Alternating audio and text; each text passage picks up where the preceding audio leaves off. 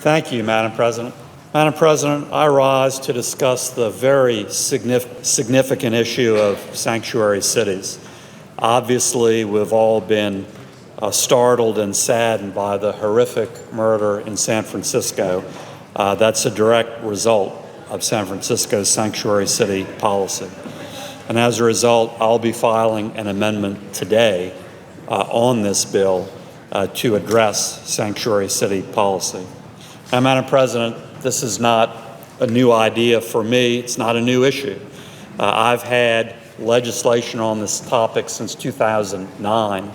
I've tried to get the U.S. Senate and others' attention on this topic numerous times since then. I've only been able to get one vote on an appropriations bill, and unfortunately, my amendment to try to end sanctuary city policy around the country was tabled, with every Democrat sadly voting to table the amendment except my then Democratic colleague, Senator Mary Landrieu.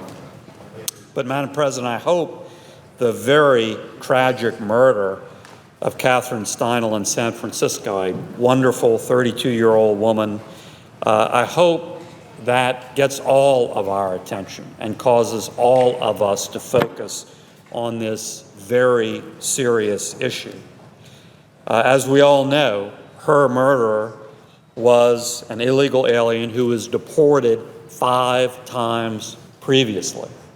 As we all know, he was an illegal alien who was convicted of felonies 7 times previously. And as we all know, it's because of San Francisco's sanctuary city law defying federal law that caused local police officials there not to cooperate with U.S. Immigration and Customs Enforcement officials to hold this dangerous criminal for further deportation proceedings. Obviously, there are a lot of things wrong with our immigration system that this case illustrates. The fact that he can come back into the country so many times, having been deported 5, that is a real red flag. But certainly this also underscores the truly, truly dangerous nature of sanctuary cities policy. Unfortunately, San Francisco is not alone in promoting this ridiculous policy. There are over 200 cities now that defy federal law and provide this safe haven to illegal immigrants, including very dangerous illegal immigrants like the murderer of Catherine Steinle. For years, leaders in this city have argued that providing such a sanctuary assists local law enforcement in doing their job. Really? Really? We're going to look at this case in San Francisco and keep up those ridiculous arguments? Let's get real. Let's call these policies to a halt. They're contrary to existing federal law, but the problem is we have never put teeth in that existing federal law, and it's absolutely time we did so. This horrible murder in San Francisco isn't the only one of its kind. Just last week, an 18-year-old girl and her 4-year-old son were found shot and burned in their car. Right now, the top suspect is the woman's boyfriend, an illegal immigrant who was deported in 2014, who illegally re-entered the country. In my home state of Louisiana, we have identified serious felons who have been released from jail and are now free to roam in Louisiana. We know of these cases. Now, I hope this recent incident in San Francisco does get some folks' attention. There is hopeful evidence about this. In a statement following the shooting, Hillary Clinton said that any city should listen to the Department of Homeland Security and urge and fully cooperate with their law enforcement and deportation work. Even before the incident, in a hearing before the House Oversight and Government Reform Committee, Director of Immigration and Customs Enforcement Sarah Saldana described the adverse effects of sanctuary city policy. And she said, a significant factor affecting efforts to deport illegal immigrants, quote, has been the increase in state and local jurisdictions that are limiting their partnership or wholly refusing to cooperate with ICE immigration enforcement efforts.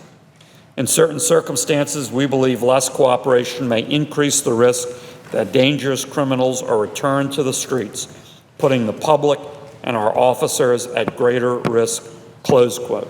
Well, yeah, we saw the direct result of that dangerous, reckless sanctuary city policy in San Francisco recently. Right now, there are nearly 170,000 convicted criminal aliens who have been ordered deported, who remain at large in our country. And the question for sanctuary cities is, are they going to continue to protect those people, or are they going to finally cooperate with immigration enforcement officials to do something about rounding up those people, not allowing them to roam on our streets? We need to change our stance that allows sanctuary cities to get away with being accessories to murder. Let me repeat that. They are getting away with being accessories to murder, and we need to put an end to that.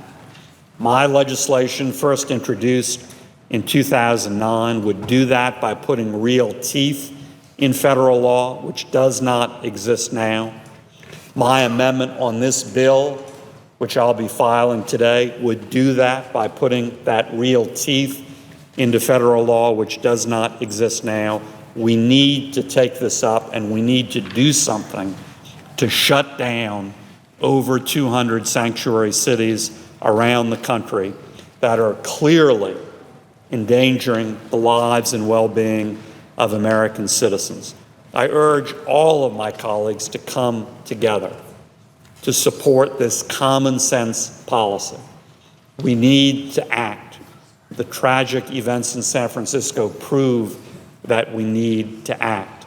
6 years in waiting on this common sense proposal from me and others is 6 years and waiting way too long. We need to act now, and I urge all of our colleagues to join me and others in doing so. Thank you, Madam President. I yield the floor.